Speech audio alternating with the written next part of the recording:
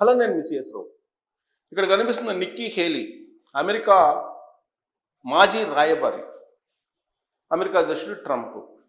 చాలా క్లియర్గా Nikki Haley చెప్తూ ఉన్నారు, భారతదేశంతో పెట్టుకోవద్దు, భారతదేశంతో పెట్టుకుంటే అమెరికాకే నష్టము అనేటువంటి విషయాన్ని చాలా క్లియర్గా ఆవిడ చెప్తున్నారు. ఎందుకు చెప్తున్నారంటే ఆవిడ రాయబారిగా చేశారు కాబట్టి ఏ దేశంతో ఎలా ఉంటే ఎలాంటి దౌత్య సంబంధాలు నెరవేరిస్తే బెనిఫిట్ ఉంటుందని చెప్పి అవగాహన ఉన్నటువంటి నిక్కీ హేలీ ఆవిడ చాలా క్లియర్గా ట్రంప్ చెప్తున్నారు, భారతదేశాన్ని మీరు వదలొద్దు, భారతదేశాన్ని మీరు టార్గెట్ చేయొద్దు. ఒకవేళ మీరు కనుక టార్గెట్ చేసుకుంటూ వెళ్తే అమెరికానే మునిగిపోతుంది అనేటువంటి అభిప్రాయాన్ని కుండబద్దలు కొట్టినట్టు చెప్పారు. ఎందుకు చెప్పారు అని అంటే, ఇప్పుడు తాజాగా ట్రంప్ చెప్తుంది ఏంటి, మీరు రష్యా నుంచి ఆయిల్ కొనుగోలు చేయొద్దు, ఆయిల్ కొనుగోలు చేస్తే మీ మీద ఇంపోర్ట్ డ్యూటీస్ వేస్తామని చెప్పి 50% ఇంపోర్ట్ డ్యూటీస్ వేశారు. 27వ తారీఖు నుంచి అది ఇంప్లిమెంట్ చేయబోతున్నారు, ఆగస్టు 27వ తారీఖు నుంచి. కానీ భారత ప్రభుత్వం, భారత ప్రధానమంత్రి నరేంద్ర మోడీ గారు ఆ ఇంపోర్ట్ డ్యూటీస్ గురించి ఏమాత్రం పట్టించుకోలేదు, లెక్క కూడా పెట్టలేదు. ఆయన ట్రంప్ ఇష్టానుసారం మీరు చేసుకోండి అన్నట్టుగా అసలు ట్రంప్ ప్రస్తావన, ట్రంప్ పేరు మాట్లాడటానికి కూడా, ఉచ్చరించడానికి కూడా ఆయన ఇష్టపడలేదు. లాస్ట్కి పార్లమెంటులో ట్రంప్ పేరు మీరు ఎందుకు చెప్పరు అని చెప్పి విపక్షాలు పట్టుబట్టినప్పటికీ కూడా ట్రంప్ పేరు చెప్పలా. ఆపరేషన్ సింధూరుకు సంబంధించి ప్రసంగంలో కూడా ట్రంప్ ప్రస్తావన, ట్రంప్ యొక్క పేరు కూడా ఉచ్చరించలేదు నరేంద్ర మోడీ గారు. దానికి కారణం ఏంటంటే లైట్గా తీసేసుకున్నారు ట్రంప్ని. ట్రంప్ ఎంత ఇంపోర్ట్ డ్యూటీస్ పెంచినప్పటికీ కూడా భారతదేశానికి వచ్చేటువంటి నష్టం లేదు అనేటువంటి స్థిరమైనటువంటి అభిప్రాయంతో బహుశా ప్రధానమంత్రి నరేంద్ర మోడీ గారు ఉండవచ్చు. సీజ్ ఫైర్ సందర్భంగా ట్రంప్ నేనే యుద్ధాన్ని ఆపాను, సీజ్ ఫైర్ నేనే చేశానని చెప్పి ఆయన ట్రూత్ అకౌంట్లో ట్వీట్ చేశారు. మరి ట్రంపే ఆపాడు అంటున్నారు కదా, మీరు ఎందుకు ట్రంప్ని టార్గెట్ చేయట్లేదు అని అడుగుతున్నారు విపక్షాలు నరేంద్ర మోడీ గారిని. కానీ నరేంద్ర మోడీ గారు చాలా క్లియర్గా చెప్పారు, సీజ్ ఫైర్ వెనుక ఎవరి ఒత్తిడి లేదు, పాకిస్తాన్ కాళ్ళబేరానికి వచ్చింది, భారత ఆర్మీకి సంబంధించినటువంటి ఉన్నత స్థానంలో ఉన్నటువంటి వాళ్ళని అప్రోచ్ అయింది, ఇక మేము యుద్ధం చేయలేమని చెప్పి కాళ్ళబేరానికి వచ్చింది పాకిస్తాన్, అందుకే కాల్పుల విరమణ ప్రకటించామని చెప్పి చాలా క్లియర్గా నరేంద్ర మోడీ గారు చెప్పారు. అలా కాదు, ట్రంప్ చెప్పింది అబద్ధం అని చెప్పి మీరు చెప్పాలి కదా అని చెప్పి విపక్షాలు అంటున్నారు. ఆయన చెప్పిన అర్థం అదే కదా. కానీ వాళ్ళు విపక్షాలు ఎంత ప్రజలు చేసినప్పటికీ కూడా ట్రంప్కు సంబంధించినటువంటి పదం కానీ, ట్రంప్ సంబంధించినటువంటి పేరు కానీ ఉచ్చరించడానికి కూడా నరేంద్ర మోడీ గారు ఇష్టపడలేదు. అంటే అమెరికా అధ్యక్షుడు కానీ, అమెరికా కానీ ఏమీ చేయలేదు భారతదేశాన్ని అనేటువంటి దృఢ సంకల్పంతో, అంచనాతోటి నరేంద్ర మోడీ గారు ఉన్నారు. దానికి తగిన విధంగానే అంతర్జాతీయ పరిణామాలు మనకు కనిపిస్తున్నాయి. తాజాగా రష్యా నుంచి భారతదేశం కొనుగోలు చేస్తున్నటువంటి ఆయిల్ రేట్లని 5% తగ్గించింది రష్యా. బోనస్ కింద భారతదేశానికి ప్రకటించేసింది. ఎందుకు? ఇంపోర్ట్ డ్యూటీస్ అమెరికా వేసింది 50%. ఆ కారణంగా వచ్చేటువంటి నష్టం ఏదైతే ఉందో భారతదేశానికి, దాన్ని ఫుల్ఫిల్ చేసుకునేదానికి 5% రేటు తగ్గించారు. ఆయిల్ రేటు, ముడి చమురు రేటు తగ్గించింది రష్యా.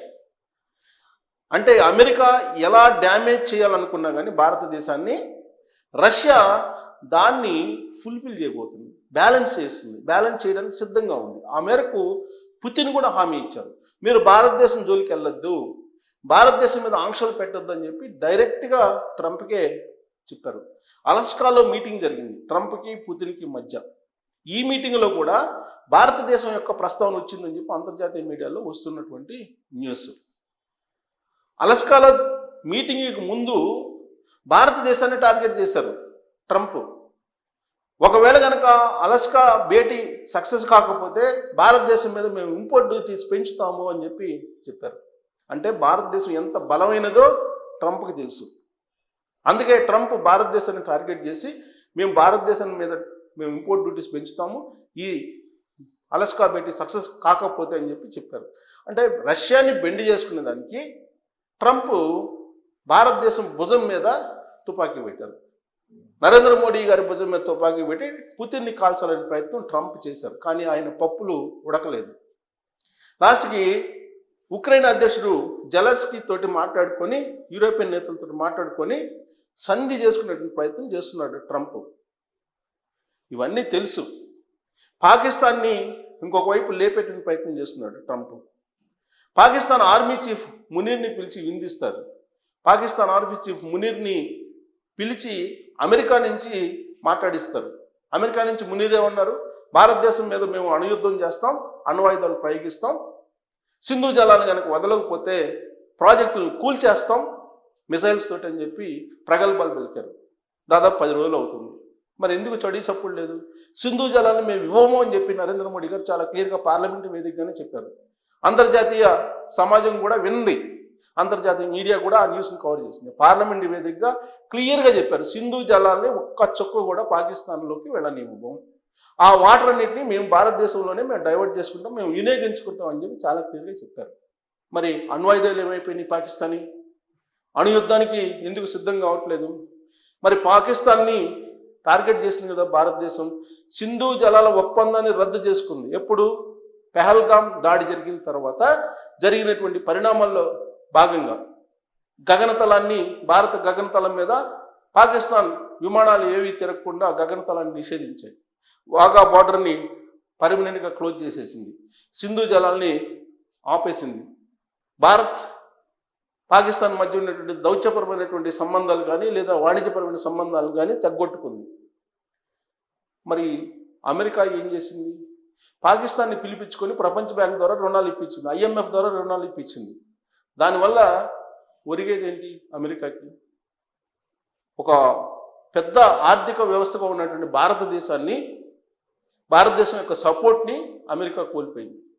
ఇప్పుడు రష్యా, చైనా, ఇండియా 3 ఒకటయ్యాయి. చైనాకు సంబంధించిన విదేశాంగ శాఖ మంత్రి నిన్న ప్రధానమంత్రి నరేంద్ర మోడీ గారిని కలిశారు బుధవారం రోజున. చైనాకి భారత్కి మధ్య సంబంధాలను మెరుగుపరుచుకునేటువంటి కార్యక్రమానికి శ్రీకారం చుట్టారు. ఇక అమెరికాతో పని లేదు అనేటువంటి ఒపీనియన్కి వచ్చారు. బ్రిక్స్ను బలోపేతం చేస్తున్నారు.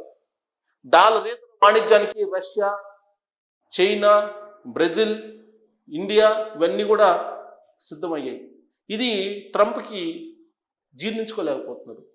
ట్రంప్ ఏమాత్రం అసలు అర్థం కానిటువంటి సిచ్యువేషన్లోకి వెళ్ళిపోయారు. అందుకే నిక్కీ హేలీ అలర్ట్ చేస్తూనే ఉంది.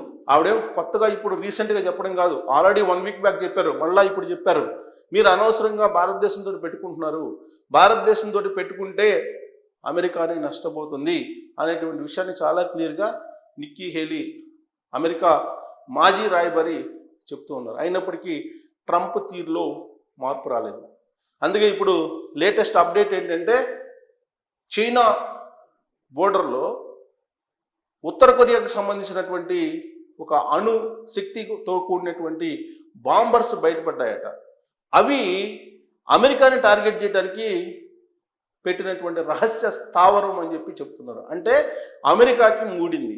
ఒకవేళ చైనాతోటి కానీ, భారతదేశంతో కానీ, రష్యాతోటి కానీ పెట్టుకుంటే అమెరికాకి మూడింది అనేటువంటి సంకేతాన్ని ఇచ్చేలా ఇప్పుడు ఒక పెద్ద అణ్వాయుధ రహస్య డంప్ బయటపడింది.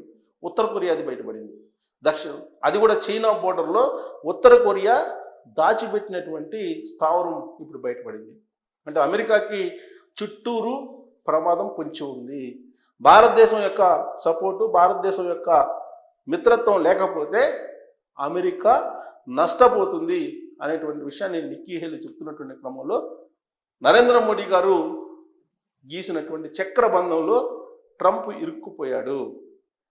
దాంతో గిలగలా కొట్టుకుంటున్నటువంటి పరిస్థితి అమెరికాలో ద్రవ్యోల్బణం గట్టు తప్పింది, రేట్లు పెరిగాయి, అక్కడ రక్షణ ఉత్పత్తుల కొనుగోళ్లు తగ్గాయి. ఇంతకుముందు ప్రపంచవ్యాప్తంగా అనేక దేశాలు రక్షణ ఉత్పత్తుల్ని అమెరికాలో కొనుగోలు చేసేవాళ్ళు. కానీ ఇవాళ అమెరికా రక్షణ ఉత్పత్తులకు డిమాండ్ పడిపోయింది. దానికి కారణం దేశీయంగా రక్షణ ఉత్పత్తులను భారతదేశం తయారు చేసుకుంటుంది. భారతదేశమే రక్షణ ఉత్పత్తులను ఈ దేశాలకి ఎగుమతి చేసే పరిస్థితికి వచ్చింది. ఒక్క పాకిస్తాన్కి మాత్రమే అమ్మేటువంటి పరిస్థితి అమెరికా. పాకిస్తాన్ అమెరికాకు సంబంధించిన రక్షణ ఉత్పత్తుల్ని ఉపయోగించి ఆపరేషన్ సింధూర్లో ఫెయిల్ అయిపోయింది. ఇది ప్రపంచవ్యాప్తంగా తెలిసిపోయింది. ఇది అమెరికా రక్షణ ఉత్పత్తులకి పెద్ద డ్యామేజ్. సో ఇవన్నీ కూడా ప్రతికూలమైనటువంటి అంశాలు ట్రంప్కి. దానికి కారణం ఏంటంటే నరేంద్ర మోడీ గారితో పెట్టుకున్నారు. మోడీ గారితో పెట్టుకొని అన్ని రకాలుగా నష్టపోతున్నాడు ట్రంప్ అనేది నిక్కీ హేలీ చెప్తున్నారు. మరి ఆవిడ చెప్తున్న దాంట్లో నిజమెంత అనే దాని మీద మీరు కామెంట్ చేయొచ్చు. Thank you.